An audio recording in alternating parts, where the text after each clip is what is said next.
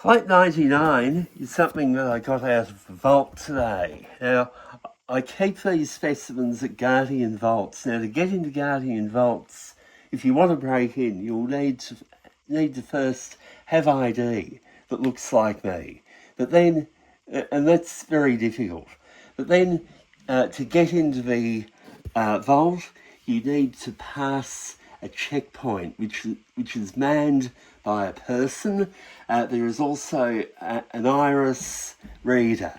Every human has a unique iris pattern similar to a fingerprint, and at the checkpoint, and the attendant is behind bulletproof glass, he also compares the face in front of him with a picture, and there is also an automated facial recognition system. And after all of this, a person, namely the one with the right access code and the right iris and the right picture, is let in to the vault. And then there are 2 keys needed to open each large walk-in locker. So it is very difficult to get in. It's even harder to get out. And yeah. So anyway, I got these from Guardian Vaults because I'm doing a stock take, and I had a client visiting me from outside Australia who just needed to see some fine minerals, and he's bought a few too. So I'm cashed up. Anyway, what we have here is a very fine crystal of aquamarine. Now, this is a wonderful crystal. Now, aquamarine from Pakistan is not rare, but this one is in the top 0.1 or even the top 0.01% of single crystals as far as fineness goes. Now, what really sets aquamarine from Pakistan apart when it's at its best is the sharp, glassy crystals.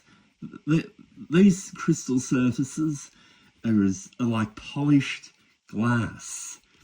Most of this is facet quality, although facet rough value for pale blue aquamarine is not very high.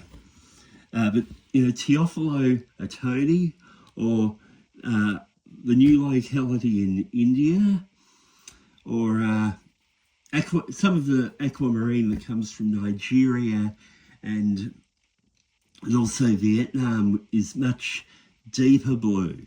And this sort of aquamarine, at its highest, is probably worth between $300 and $600 per gram. Now, this has value as facet rough, but it's not nearly as valuable as the deep sea blue aquamarine that comes from Jakarta and Medina and Teofilo Atoni. Like these aquamarine producing localities in Minas Gerais are at the top of the ladder as far as facet rough content goes. But this is a good Pakistani aquamarine, and better than thousands. It was displayed at one of the Tucson shows by Marcus Boodle and Daniel Trinchillo, and was formerly in the Trinchillo Mineral Collection. And in their display at the it was a 2000 Tucson show. This piece was a titled mineral specimen known as the Shigar Queen aquamarine. Now, it is doubly terminated. It has a rehealed termination on one end, as we can see. It's still got a bit of mica, a bit of feldspar attached.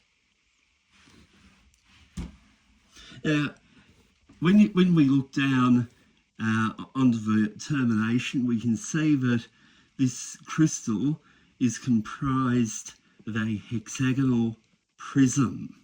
Now, a prism is a 3-dimensional object which does not vary in cross-section along its entire length.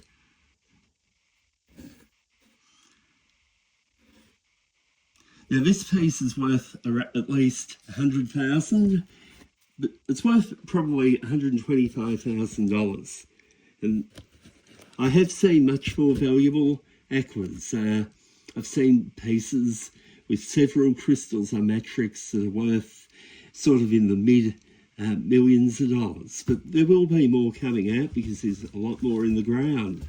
Recovery techniques are becoming more sophisticated too.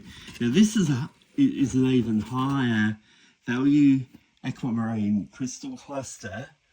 And I bought this from Mohammed